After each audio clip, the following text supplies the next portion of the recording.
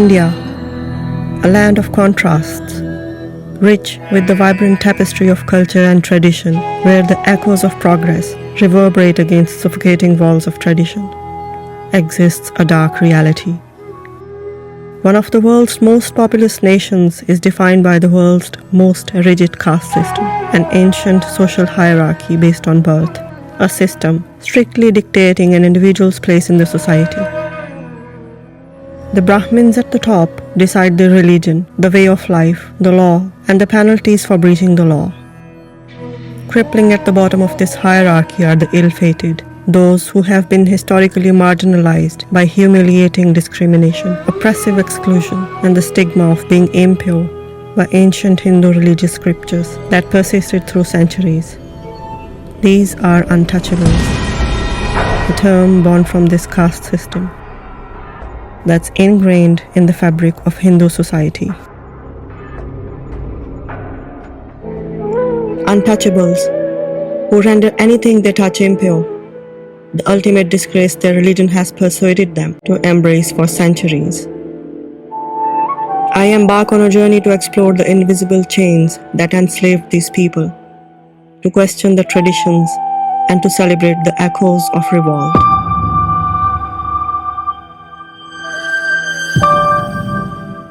Untouchables, now known as Dalits, counted as Hindus but classed too impure to be part of the caste system, while also making up 25% of the Indian population. जो ब्राह्मण थे, जो कहते हैं कि हम upper class Hindu हैं, upper class Hindu हैं, और ये मज़हब के वो ही बने हुए हैं दावेदार, और मज़हब के वो मालिक हमारे सनातन धर्म के बने हुए, वो बहुत छोटी तादाद में थे।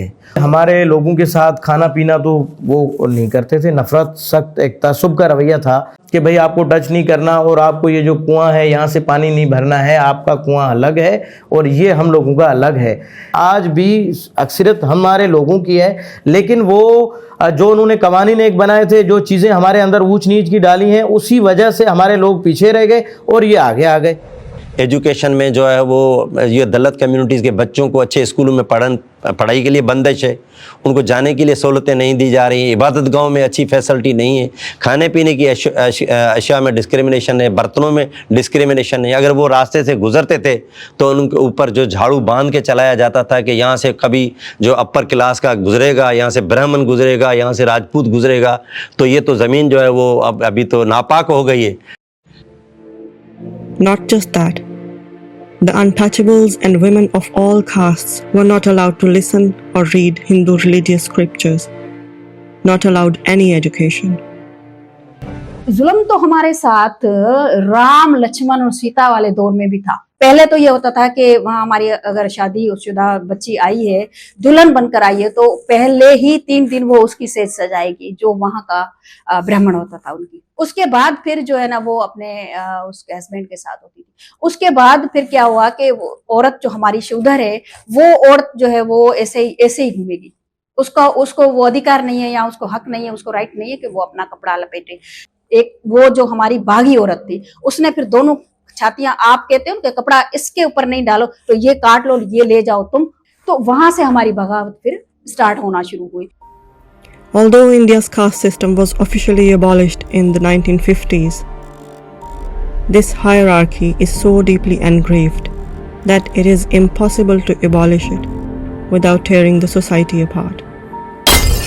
The boy belonged to the Dalit community that are discriminated against under the Hindu caste hierarchy. That a 29-year-old Dalit man was murdered by upper caste and OBC men near Shirdi last week. But behind these ugly labels lies a resilient spirit, a community defined not by their societal designation, but by their unwavering courage and will to challenge a system that has enslaved them for centuries. From silence to slogans, there is an awakening, a rejection to being labeled as an untouchable. नहीं, बिल्कुल भी नहीं मानते, बिल्कुल भी नहीं मानते। उन्होंने, आप देखें तो उन्होंने कितना हमें गलीज दिखाया उसके अंदर। मुसलमान सारे मुसलमान हैं, उस मजहब में सबको बराबर के हकूक हैं। तो हमारे सनातन धर्म में क्यों ऐसे ये मनुवाद जैसे लोग आ जाते हैं? इन्होंने अपने हाथों से तारीखें लिख दी हैं, अपने हाथों से धर्म बनाए हुए हैं, अपने हाथों से कवानीन बनाए, जिसको हम मुकम्मल तौर पे पहले भी रद्द कर चुके, अब भी कर रहे, और ताहयात इस चीज़ को हम रद्द करते रहेंगे। हमारे आने वाले नस्लें भी इसको रद्द करेंगी। यही वजह है कि लोग हिंदू ज़्यादातर सनातन हिंदू धर्म को छोड़ के दूसरे धर्म अपना रहे हैं। जैसे अम्बेडकर की आप बात करें तो अब उन जैसे बंदे ने अपना मज़हब छोड़ा है, क्यों? कोई वजह तो होगी ना, क्योंकि उन्होंने हमें मजबूर किया। The strongest voice for the rights of Dalits in the subcontinent, Bhim Rao Ambedkar, publicly left Hinduism alongside 500,000 Dalits. After a lifelong struggle to abolish the caste system in Hindu society, he declared it impossible to bring change upon. Although conversions to Buddhism, Christianity and Islam were common even before this event, Ambedkar's conversion made it a norm for Dalits to leave Hinduism, as that was the only way out of these chains of the web that they called Brahminwad or Brahminism.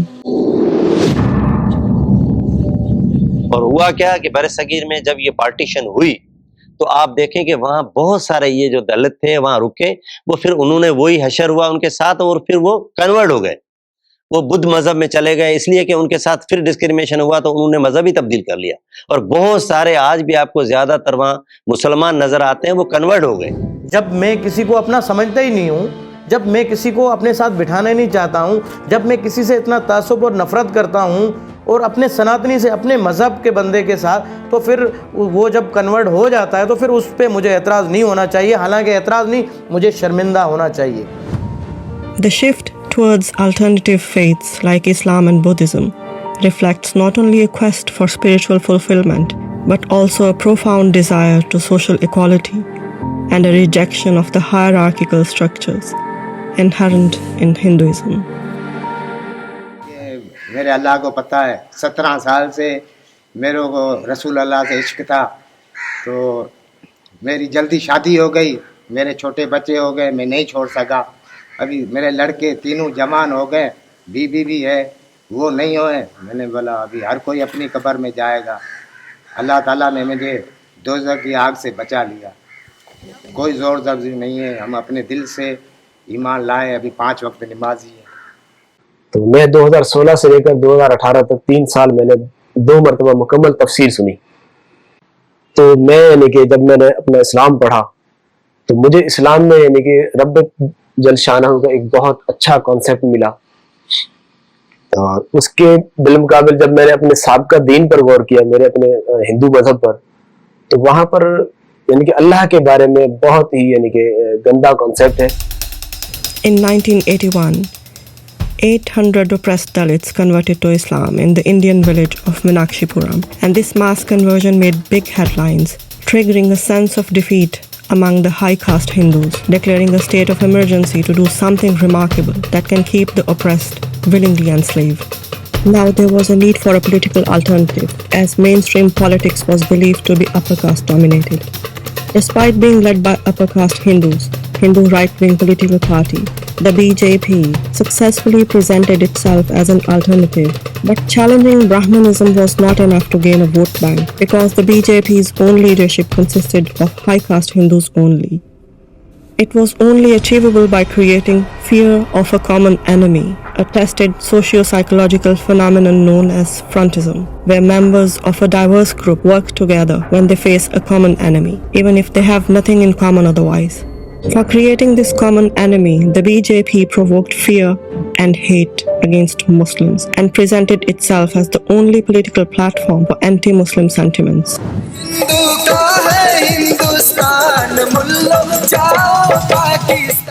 Babri Mosque demolition in December 1992 to build Ram Temple at its site was a triumph mutually celebrated by high caste Hindus and Dalits, bringing them closer against a common enemy and diverting all the attention away from Dalit rights.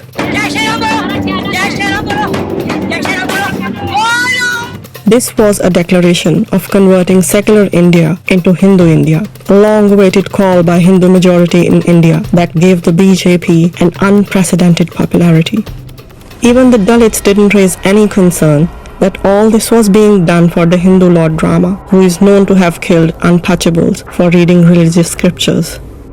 Apparently, the BJP was fighting against Brahmanism, despite the fact that even to date, the highest vote bank of the BJP comes from upper caste Hindus. Climbing the political ladder swiftly, the BJP came to power with an anti-Muslim identity, but the state of Dalits worsened even more. लेकिन बाबरी मस्जिद का issue इसलिए खड़ा किया था कि उनको election जीतना है, वहाँ इसी इशू पे इलेक्शन लड़ना है ना, इसकी वजह से उन्हें वो हाईलाइट करते रहते हैं। नहीं तो किस ज़माने का इशू है, उसको हाईलाइट कर दिया। फिर आप देखेंगे अभी इंडिया में कितने जनरल सीटों पे हमारे जो अक़लियत जो है वो सीटों पे है, या आप उनका वेरीफाई करें, डॉक्यूमेंट्स वेरीफाई करें। बात करने की नहीं होती, अंदर की बात होती है, नीयत की बात होती है। The trend of revolt in Dalits through religious conversions was spread across the border, where Dalits were supposed to be equal citizens under Pakistan's constitution and Islamic social values that are rooted in equality. उनका कोई त्योहार वो होता ईद वगैरह खुशी वो होता हम शामिल होते हैं, और हमारा होता तो वो शामिल होते हैं। हमसे ज़्यादा तो वो हमारी ईद को सेलिब्रेट करते हैं, जब मुस्लिम हमारी कम्युनिटी के वहाँ पे नहीं। पहले सच्ची यकीन करेगा, लोगों को मालूम नहीं था कि हमें कोई शेड्यूल कास्ट भी कहता है, इन जातों को शेड्यूल कास्ट कहता है। जैसे एनजीओ वालों ने कुछ एनजीओ ने काम करना शुरू किया तो लोगों को पता चल गया भाई ये कोली तो शेड्यूल कास्ट में आता है, तो इनके साथ हमें इनके घर पे खाना नहीं खाना चाहिए, हमें पानी नहीं पीना चाहिए। कि अजान होती है तो हमारे जो बड़े हैं, हमारे अपनी जो घर में लेडीज होती हैं, उनको तो एहतरामन दुपट्टा भी सर पे रखवाते हैं हमारे बड़े, उसी तरह वो भी हमारा एहतराम करते हैं। ये एक हमारी इंटरफेथ हार्मोनी है। In Pakistan, Brahmanism could not offer and other Babri mosque demolition to bring a fake sense of ultimate fear and empowerment against a common enemy to achieve the same goals. Here, they founded the victim narrative instead.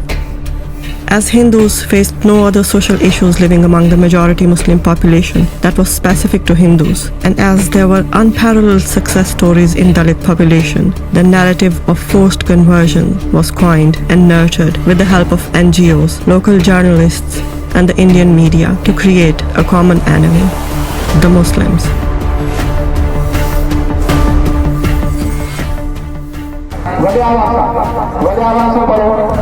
वहां भगवान का नाम लेना भी गुनाह है।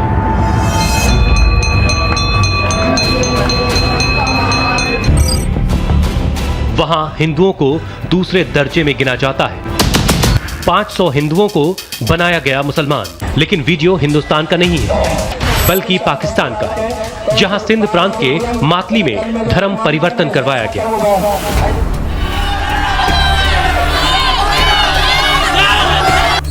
हमारे बच्चियों के साथ किसी न किसी तरीके से अटैचमेंट करके उनको जो है ना डायरेक्टली उनको किसी भी मदरसे, किसी मस्जिद में, किसी मौलवी साहब के पास ले जाके उनका इस्लाम चेंज करवाना, मज़हब चेंज करवा के उनको डायरेक्ट निकाह नामा देना और उनको फ्री हैंड दे देना। उसको आजकल इंडिया में लव जिहाद कहा जाता है, यहाँ पे फोर्स कन्वर्जन कहा जाता है।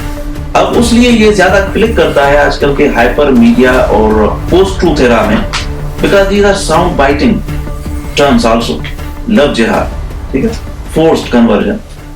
फोर्स कन्वर्जन कोई नहीं है, कन्वर्जन है लेकिन फोर्सली नहीं है, बाय कंसेंट है, म्यूचुअल है, as per will and wish है, एज पर चॉइस भी है, चॉइस भी कह सकते हैं, क्योंकि ज्यादातर जो कन्वर्जन का मामला जो हो रहा है वो ये है कि लड़कियां भागकर मुसलमान हो रही, तो ये लड़कियों की अपनी चॉइस है। लेकिन 2018 के बाद जब हमने देखा कि DAI की फंडिंग सिर्फ $42 मिलियन हुई इन 3 अजला के लिए, उसके अलावा फिर इसके बाद यूरोपीय यूनियन ने फंडिंग की, उसके अलावा वर्ल्ड बैंक की मुख्तलिफ चीज़ें थी, तो इस तरह के इन मामलात की फंडिंग आने के बाद हम मजीद देखते हैं कि ज़्यादा से ज़्यादा मामलात ख़राब हुए हैं। Conversions to Islam happening since the early history of Islam with no time gap are now portrayed as forced conversions.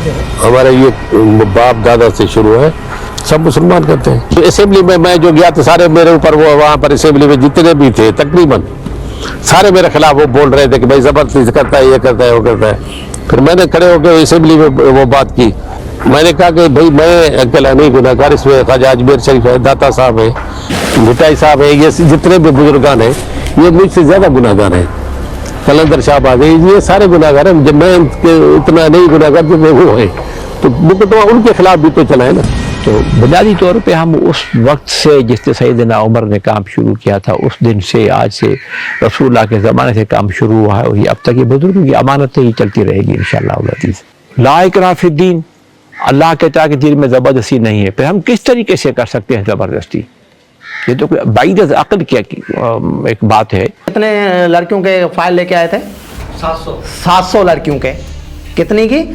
मैंने कहा भाई आप 700 लड़की में से एक लड़की भी हमें क्लियर करके दें कि ये जो ना जोरी ज़बरदस्ती हुई है, जिस तरह ये या मुजमे में बात करते हैं, फैसला करें, हम कबूल करने के लिए तैयार हैं। वो अपनी मर्ज़ी से होती हैं, जो भी घर से निकलती है ना वो अपनी मर्ज़ी से निकलती हैं, अपनी मर्ज़ी से निकाह करती हैं। अब सारा सिस्टम उनके अपनी मर्ज़ी का होता है। जो दलित हैं उनके साथ मेरी इंगेजमेंट शुरू हुई 2012-13 से। एन एथनोग्राफर मैं 10 साल से इस पे रिसर्च कर रहा हूँ अभी भी, through various sources, but mainly based on records made available by these religious seminaries। 6000 cases में से मैंने रैंडमली उनकी स्टडी की, वो उनके जाके इंटरव्यूज किए, वेरीफाई किया, क्योंकि बहुत सारे सेल नंबर भी थे।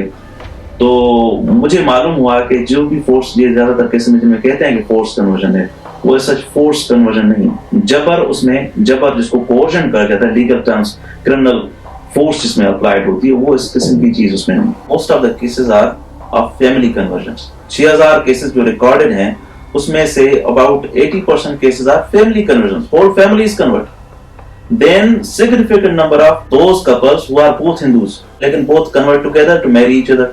अब हिंदू इसलिए करते हैं because cousin marriages are not allowed among Hindus. Behind the veil of forced conversion narrative, it was a campaign launched to politically serve high caste Hindus to keep their demography and vote bank intact. And on a social level, it became a strong tool for imposed patriarchy and Brahmin domination. जिस दिन मैं convert हुआ तो मैं अपने घर पे जो है ना वो एक लेटर लिख के गया था कि मैं अपनी मर्जी से मुसलमान होने के लिए गुरुद्वारे खलील जा रहा हूँ। अगले दिन मैंने यहाँ पे प्रेस कॉन्फ्रेंस की कि भाई मैं अपनी रज़ा खुशी से मुसलमान हुआ हूँ, मुझ पर कोई दबाव नहीं है। 2-3 दिन बाद मैंने जो है ना वो फेसबुक पे देखा कि BBC न्यूज़ जो है मेरे खिलाफ एक आर्टिकल जो है ना वो शाया किया है BBC लंदन ने। उसमें लिखा हुआ है कि 15 साल के बच्चे को पीर साहब ने ज़बरदस्ती अगवा किया हुआ है और अपने पास यरगमाल बनाया हुआ है। मैं फेसबुक पे मैंने अपना रद्द अमल शो किया कि भाई मुझ पे तो कोई ज़बरदस्ती नहीं है, मैं तो अपनी मर्ज़ी से मुसलमान हुआ हूँ। इसके अलावा पीर साहब ने मेरी 1 नहीं 2 नहीं 3 मुलाकातें करवाई मेरे पेरेंट्स के साथ, जिसमें सियासी समाजी लोग भी मौजूद थे, पुलिस के लोग मौजूद थे। उसके बावजूद भी वो कहते हैं कि ज़बरदस्ती हुई है, हमारे बच्चे पे ज़बरदस्ती हुई है। एक दफ़ा नहीं 12 बार साबित हो चुका है कि इस्लाम में कोई ज़बरदस्ती नहीं है। और ये जो शोर करते हैं कि ज़बरदस्ती, उनको भी पता होता है कि कोई इस्लाम में ज़बरदस्ती नहीं हो। मैंने उनका सारा खंगाला पूछा है कि कोई और इसके पीछे कितनी डेटा है, कितनी एविडेंस है, कोई नहीं है। अखबारों की रिपोर्ट वो भी पूरी नहीं है। वो मैंने कहा वो भी पूरी दिखाएं तो सही कि कितने केसेस आपने कटेंगे, वो भी उनके पास नहीं। ऐसे ही केस वर्क किया हुआ है। पहली जो रिपोर्ट 2007 की है HRCP की, human rights commission of Pakistan की, वो तो लिखता भी है कि this is just a guesstimate, और सारा just based on guesstimates. Nobody has any kind of data.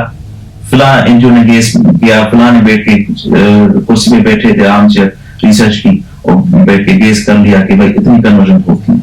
तो किसी के पास एविडेंस नहीं है। जो रिपोर्ट केसेस हुई एज अ फोर्स कन्वर्जन, जैसे अब एक्टिविस्ट रिपोर्ट कौन करता है? फिर एक्टिविस्ट करते हैं। तो एक्टिविस्ट तो they are political stakeholders, वो तो अपनी बात वैसे ही रखेंगे कि फोर्स कन्वर्जन हो भी नहीं हो रही तो कहेंगे फोर्स कन्वर्जन हो रही है।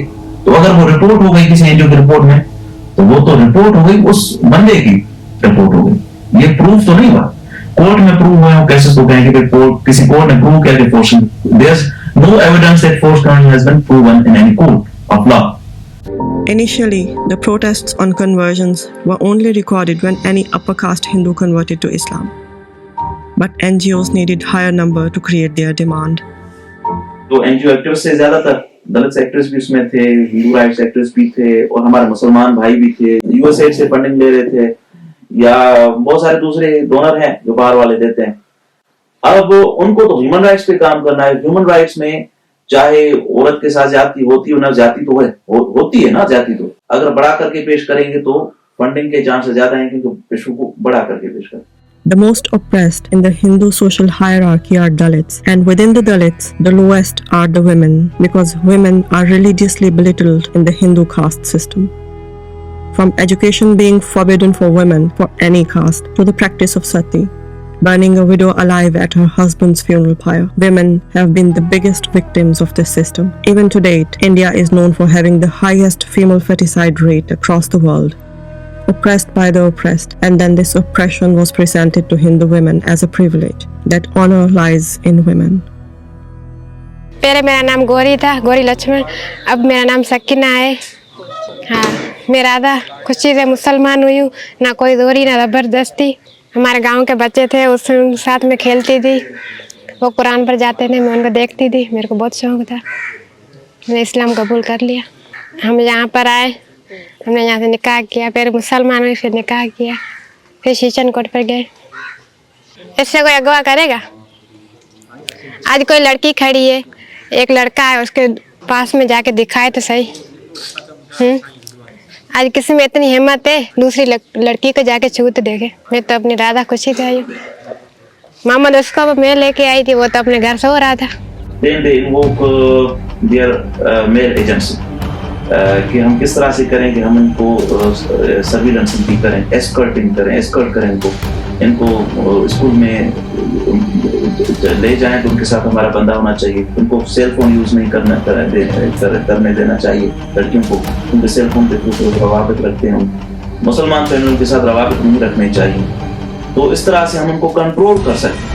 इससे मेरी मोहब्बत भी हो गई, और ये मुसलमान था और मैंने इसको हाथ जोड़कर हाथ बांधकर और यही मैं कहा कि मुझे मुसलमान बनाओ।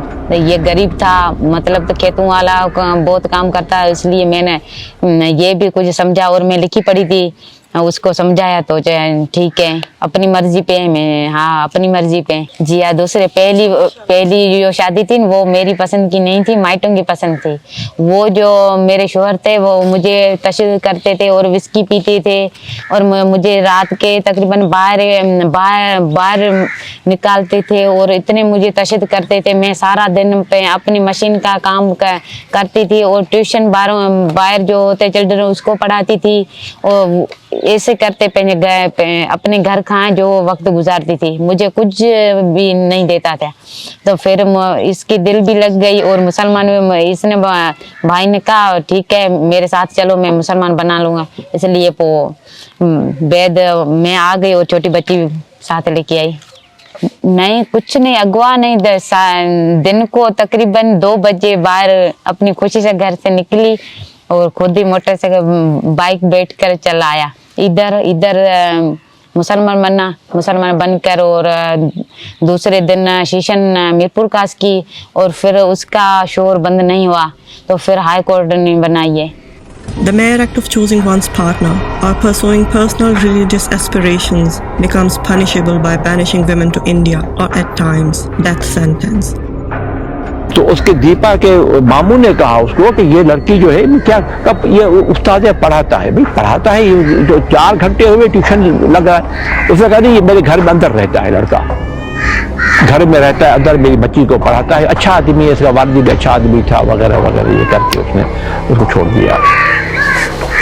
तो उसने कहा कि या इसको कुएं में दो, फेंक दो, धक्का दे दो, कुएं में चली जाए, या फिर यूं करो कि ये मुझे दो कि मैं इसको बॉर्डर क्रॉस करा के इंडिया भेज दूंगा। मेरे पेरेंट्स वालों को शक हो गया कि मैं इस्लाम की तरफ मुतवज्जा हो रही हूँ, क्योंकि मेरी मुस्लिम फ्रेंड्स थी तो वो मुझे देखते थे कि मैं रोजे रख रही हूँ, चुप चुप के सहरी कर रही हूँ और रोजा खोलने के लिए अपनी फ्रेंड के घर जा रही हूँ।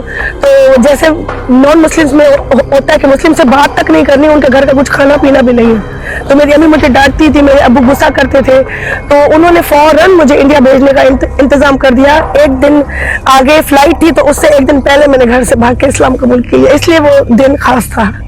It's a patriarchal society. Honor lies in the chastity and modesty of women. तो उसको उसने वायलेट किया। It's a vicious form of patriarchy that Hindu women are going through, and amazingly, women rights NGOs, the legal system, and politicians are abettors in this crime. Institute of business administration जो आजकल university बन गई, वहाँ की एक लड़की BBA करती है 4 साल का, उसको उसका अफेयर हो जाता है अपने सीनियर के साथ। वो जो है वो यहाँ से सीनियर 2 साल कंप्लीट हो गए और अपने इलाके सियालकोट चला गया। वो लड़की 2 साल के बाद जब अपनी एजुकेशन मुकम्मल करती है तो यहाँ से जहाज की टिकट बुक करवाती है, लाहौर जाती है और लाहौर जाने के बाद वहां से सियालकोट की गाड़ी पकड़ती है, वहां जाके मुसलमान होकर शादी करती है। लेकिन मैंने देखा कि सिंध ह्यूमन राइट्स कमीशन के पास या HRCP जो human rights commission of Pakistan है, मेरे सामने से एक लिस्ट गुजरी तो उसका नाम फोर्स्ड कन्वर्जन में था। अब मुझे हैरानगी है कि वो लड़की फोर्स्ड कन्वर्जन में कैसे है जो कि यहां से खुद जाती है। दूसरी बात यह है कि उस लड़की को जबरदस्ती वहां से लेकर आया गया, उस लड़के से जबरदस्ती जो है ना वो 6 महीने दूर रखा गया और उस लड़की को इटली भेज दिया गया और वो इस वक्त लड़की कसिनो यूनिवर्सिटी के अंदर जो पढ़ रही है। अब आप खुद बताएं कि इसमें फोर्स्ड कन्वर्जन कहां पर है? कोई भी ऐसा प्रॉब्लम नहीं है।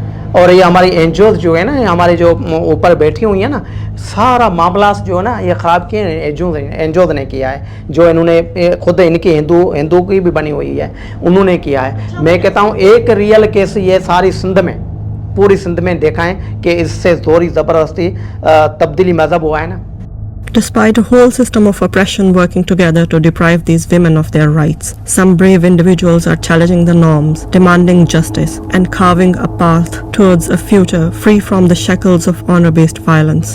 मेरा नाम नूर फातिमा है, पुराना नेम पायल देवी था। फोर्स किसी भी चीज़ के लिए फोर्स नहीं किया गया, मैं अपनी मर्जी से हुई थी। वो तो आपको बात करने से भी अंदाजा लग रहा था, जबरदस्ती तो ऐसे कोई बात नहीं, वो तो ऐसे काम पर होता अगर कोई जबरदस्ती होती मेरे साथ।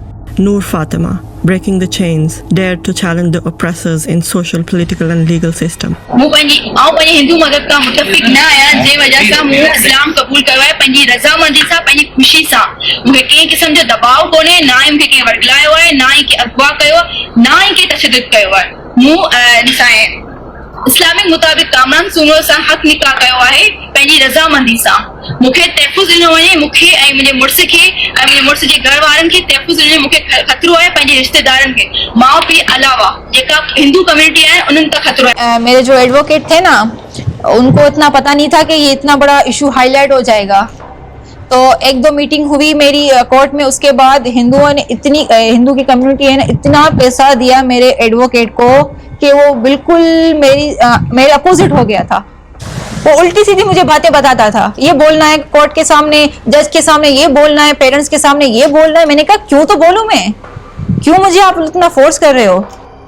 The system that should have been protecting vulnerable women being denied their rights comes to protect the oppressors instead. Local politicians do not dare to go against the high caste Hindu community due to their vote bank and economic dominance. Justice! Payal Devi wants justice! Payal Devi wants justice! We need justice! Hindu need justice! Christians need justice! But even in these challenges, some people have taken up the task to help those who have been failed by their family, society, and the state organs. They give refuge to all those who are in fear of persecution from their families as a punishment for daring to choose the religion and life partner for themselves. The institutes providing refuge to these vulnerable individuals should have been rewarded for their humanitarian work and women empowerment. But here the case is just the opposite. The saviors are portrayed as oppressors and oppressors are presented as the victims. तहफ़्फ़ुज़ हम देते हैं। काफ़ी लड़की ऐसी है जो मुसलमान होकर डर के आ जाती है, उनको पुलिस का डर होता है, जजों का डर होता है, उनको ले जाते हैं, तो हम उनका पूरा मुकम्मल तहफ़्फ़ुज़ देते हैं। हालांकि कई दफ़ा मुझे पैसे की ऑफ़र की थी, मेरे पास पैसे नहीं होते, लेकिन मैंने पैसे नहीं लिए। मैंने बोला यार आपके पैसे थोड़े हैं, इससे ज़्यादा मेरा ईमान जो है मजबूत है, तो घाटे का सौदा मैं नहीं करूँगा। अगर इसका वजन करूँ तो मेरा ईमान भारी है। मेरा नाम है डॉक्टर दादा नरशी, यहाँ डेरकी का रहने के वाला हूँ। और हमारी कम्युनिटी में जो भी मसले मसाले होते हैं हम उनकी लीडिंग करते हैं, उनके साथ ही रहते हैं। एक सर्च कर लेना मियाँ मिठू का, अभी यहाँ पे एक ही घर है, इसके इर्द गिर्द कौन बैठा है? सब नॉन मुस्लिम है। एक ब्लेम है जो कहते हैं मियाँ साहब सखर से लेके आया, सादकाबाद से लेके आया मुस्लिम करने के लिए।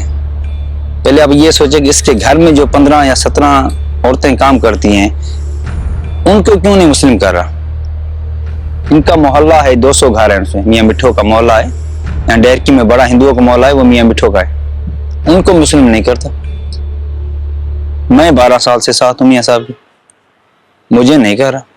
जब आप यहाँ पे आई थी आपको जबरदस्ती लेके आया? नहीं बिल्कुल भी नहीं, मैं खुद आई थी यहाँ पे इस्लाम कबूल। या आप इनके डर से तो नहीं कह रही? नहीं, मैं इनके डर से क्यों करूँगी भाई, बिल्कुल भी नहीं, ऐसा तो नहीं है कुछ भी। कन्वर्ट करने से पहले उनको एक टाइम देना चाहिए, उनकी फैमिलीज़ को उस बच्ची से मिलना चाहिए। उन मौलवी साहब से ये गुजारिश है कि आप उनकी कोई भी बच्ची आती है, ठीक है, आप उनको अपने पास पनाह दें, आप उनको मदरसे में बिठाएं, आप उनके पेरेंट्स को बुलाएं कि आपकी बच्ची आई है और वो इस्लाम कबूल करना चाहती है, उनके साथ क्या मसाइल हैं, कोई फैमिली मैटर्स हैं या और कोई इश्यूज़ हैं आपके, वो आप रखें। अगर कोई भी आ जाए तो मियाँ साहब मुझको पहले बुलाते हैं ना, पहले मैं आता हूँ, उनके पेरेंट्स को फ़ोन करता हूँ, वो उसके पेरेंट्स आते हैं, उनसे मिलवाते हैं, 1 मुलाकात, 2, 3, 4, 5। जब पेरेंट्स कहते हैं हमने इसको छोड़ दिया, उसके बाद इस्लाम कबूल करवाते हैं, उससे पहले नहीं। क्योंकि ये लाइफ का अटैम्प्ट है, ये लाइफ, इसके बाद पूरा जो है ना सिनेरियो चेंज हो जाता है इंसान की ज़िंदगी का। इसको जो है ना बार बार सोचना चाहिए, बार बार इस फैसले को करने से पहले। कुछ ऐसे भी केस आ जाते हैं, तकरीबन कोई 10-15 केस ऐसे भी आए, कोई बच्चे या बच्चियां नाराज़ होकर आई थी घर से, डायरेक्ट यहाँ पे आ गए, मियाँ साहब ने उनको कहा अपने माँ बाप से मिलो, उनको मनाया, अब नाराज़ होकर आए, आप चले जाएं घर, वो घर जाते हैं। जब लड़के इस्लाम कबूल करते हैं तो ये मीडिया वाले आगे नहीं आते, और जब लड़कियां करती हैं फिर क्यों आते? Mostly, women are the main target for such oppression, but sometimes when high-caste Hindu boys convert to Islam, they face the same pressure. सबसे पहले मेरे दादा फौत हुए थे, उनको जब मैंने जलते हुए देखा था तो पहला खौफ तो मुझे वही था। दूसरी चीज़ मुझे ये था कि जो चीज़ हमने खुद अपने हाथों से बनाई है हम उसको ही पूछते हैं, हम उसको एक निवाला दे वो भी नहीं खा सकता, वो हम उसको पूछते हैं। 2014 में भी मैं होने वाला था, तो इस लिहाज से मेरा एक दोस्त था, मैंने उसको हर चीज़ बताई हुई थी, तो उसने फिर at the moment last time पे उसने मना कर दिया। बस बोले आपकी फैमिली पावरफुल है, सुबह को हमारे घर में लड़कियां बैठी हुई हैं, पुलिस आएगी, मसले होंगे, इस लिहाज से। नहीं, वो मुसलमान था। जो घर से निकलकर शादी करने वाला कॉन्सेप्ट है, ये सिर्फ हिंदुओं में नहीं है, इसमें मुसलमान में भी है। कुछ एनजीओ के लोगों का ये सवाल हो गया है कि भाई क्या वो मुसलमान अगर लड़कियां शादियां कर रही हैं तो आप मुझे ये बताएं कि क्या जो मर्द भी मुसलमान हो रहे हैं, क्या उनको आप अपनी बेटियां देंगे? तो हमने कहा कि ऐसे कई मिसालें वो हमारे पास भी हैं, कई लोग ऐसे होते हैं। फिर उनको जब ये चीज का प्रोपेगेंडा जो है ना वो फेल हो गया कि भाई हाँ मुसलमान तो मर्द भी हो रहे हैं, उनकी शादियां मुसलमान घरानों से भी हो रही हैं। हाँ, मेरी शादी को 3 साल हुए, अभी एक बच्चा भी है।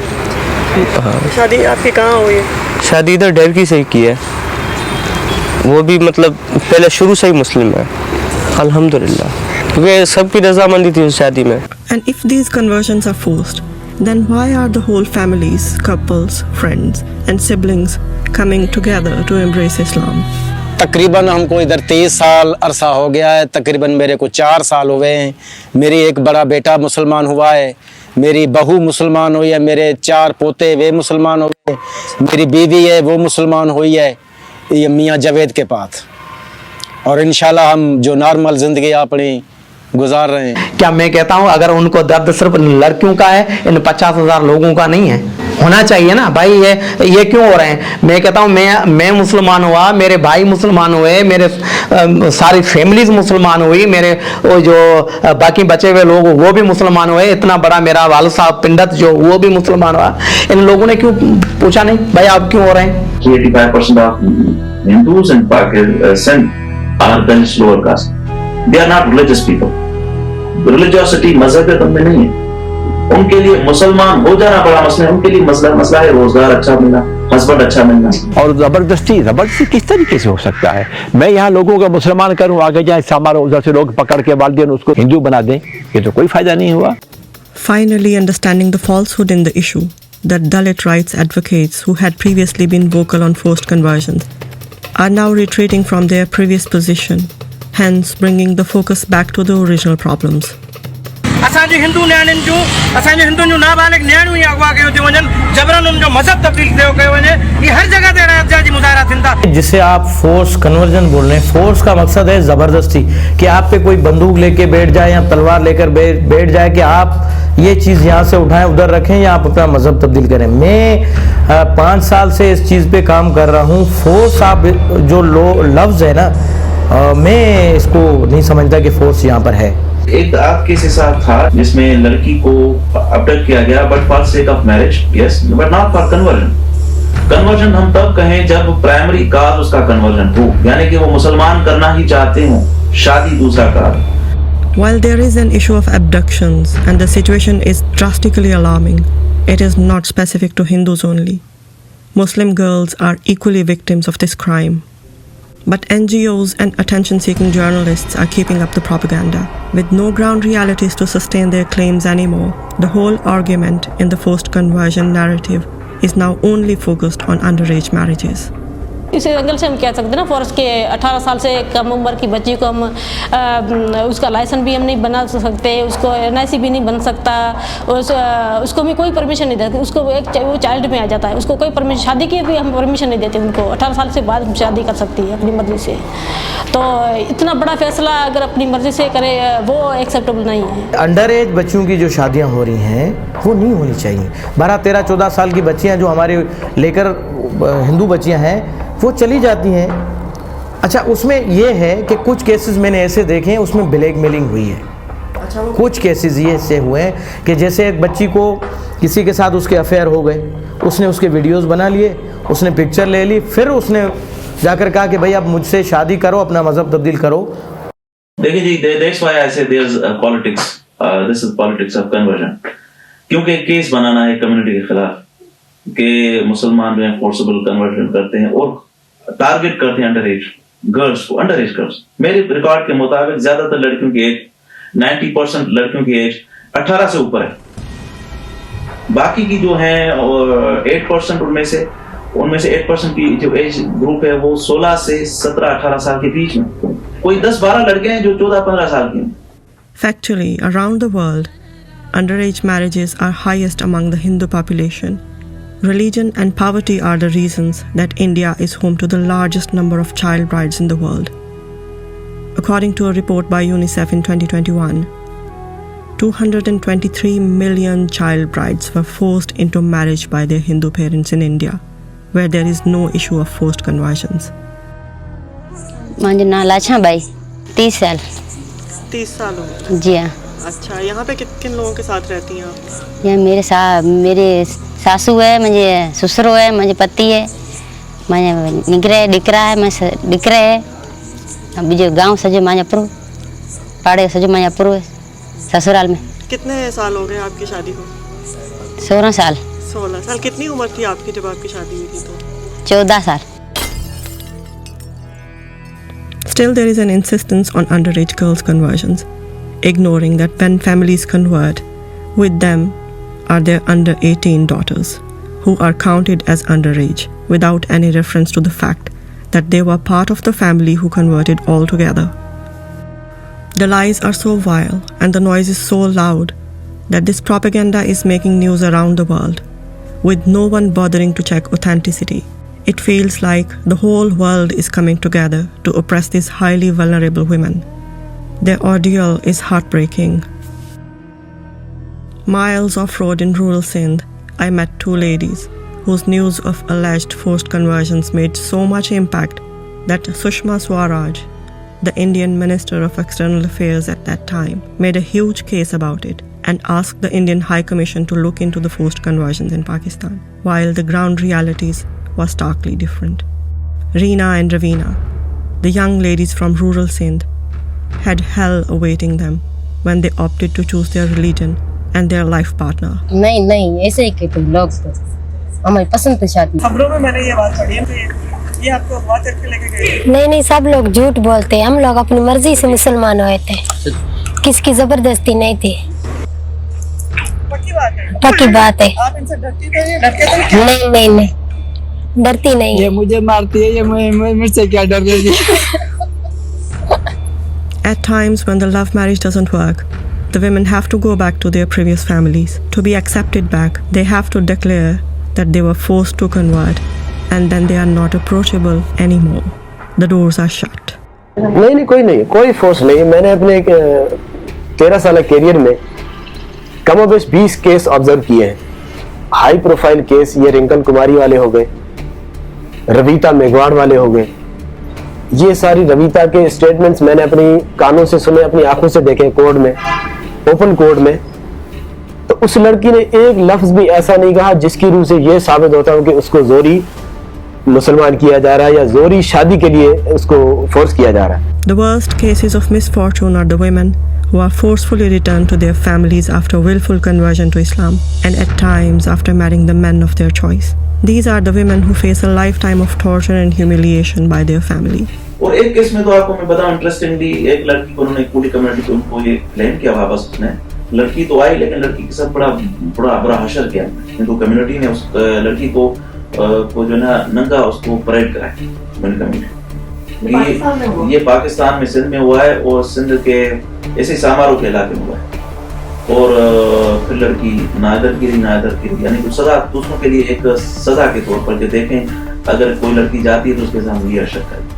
Nobody stands up for the right of these oppressed women, and no one delves into seeking the answer to a logical question of why all these forced conversions are only happening in Hindu majority areas where Hindus have economic and political power, while not even a single case of forced conversion is coming out of the areas where Hindu population is very low and it is much easier to force them into changing their religion. Whether they convert to Islam or not, historically Dalits chose Pakistan because they had hope that an Islamic constitution would give them equal rights. Pakistan's parliament, hijacked by landlords and people of influence, has failed to do enough for this marginalized community and absolutely failed the oppressed women asking for their rights within these communities. In Pakistan's parliament, seats for religious minorities are occupied mostly by high caste Hindus. आज भी हमारे सांगड़ की जो बार है, जहाँ पर हमें इंसाफ मिलता है, वहाँ पर हमारे बर्तन सोनारी अलग है, जहाँ पर हमें इंसाफ मिलता है। तो आप कैसे कह रहे हो कि नहीं? हर जगह पे डिस्क्रिमिनेशन है। हमारे पास इतना कास्ट डिस्क्रिमिनेशन नहीं है। ये हमारे पुराने वाले जो छोड़े हुए हैं वो पैदा करवा रहे हैं। मेरे से सरदार शाह नहीं करेगा, मेरे से नवाब यूसुफ टालपुर डिस्क्रिमिनेशन नहीं करता, मेरे साथ चौधरी वकार डिस्क्रिमिनेशन नहीं कर रहा है, मेरे साथ कौन रहा है जो उस जमाने के थोड़े बहुत छोड़े गए इधर जो बैठे हुए हैं। Although Pakistan was meant to offer equality and respect to Dalits, discrimination is still practiced in parts of the majority Hindu population areas. The situation in Pakistan, however, is far better than in the Hindu majority society of India. यहाँ से हम गए थे जोधपुर, वहीं पे रहे थे, Jodhpur city के अंदर वहीं पे रहते। तो वहाँ का जो हमने माहौल देखा था वो माहौल हमें पसंद नहीं आया, इसलिए हमने वापसी आ गए। वहाँ पे हमने देखा तो जो भी ये भेदभाव है बीच में, एक शेड्यूल कास्ट है, वो हमें ऊंच नीच का माहौल पसंद नहीं आया। भाई वैसे वो बर्तन अलग करते थे, भाई ये भील का जात है, ये मिगवाड़ा, ये फलानी कास्ट का है, तो वहाँ पे बर्तन भी वो अलग करते थे। Currently in India, the BJP's rise to power could not elevate the status of lower castes and failed to stop the religious conversions. Rather, the Dalits' revolt is now coming to the intensity where they want to reclaim their separate identity. Hindu धर्म तो कोई है नहीं, इन्होंने बनाया हुआ है। सनातन धर्म इसलिए कि जो हमारा धर्म है, मजहब है, वो सनातन धर्म है। हिंदू धर्म एक कस्टम है, Hindu custom, not a religion. That's the reason, as an ultimate measure to snub this resistance, India has introduced anti-conversion laws, stating no person shall convert or attempt to convert without official permission. The politically influential high caste Hindu community in Pakistan is striving to replicate the same laws in Pakistan. Their ethos is the same. People chained in the web of deceit should not slip away. But Pakistan, in its core social and political values, is not meant to endorse caste discrimination, neither socially nor politically. Koli community से गरीब तबके से है और मैं अभी upper house की member हूँ। वहाँ मैं वुमेन डे पे मैंने सेनेट का वो चेयर भी किया, senate session. Proud of Pakistan team March को मुझे अवार्ड दिया गया। ये पाकिस्तान है जो सबका पाकिस्तान है और सबको बराबरी के हकूक देता है। कितने सारे हमारे ये दलित जो है डॉक्टर, इंजीनियर, प्रोफेसर पाकिस्तान में बन रहे हैं। हमारे बड़ों ने ये सही फैसला किया था कि हम पाकिस्तान में रहेंगे, जना के पाकिस्तान में रहेंगे, कास्ट डिस्क्रिमिनेशन का खात्मा यहाँ होगा। Pakistan is hope, not only for the Muslims who carved their country on the insistence of an identity separate from Hindus and refusal to be counted as untouchables. It's a hope for all oppressed people who strive for dignity in their existence.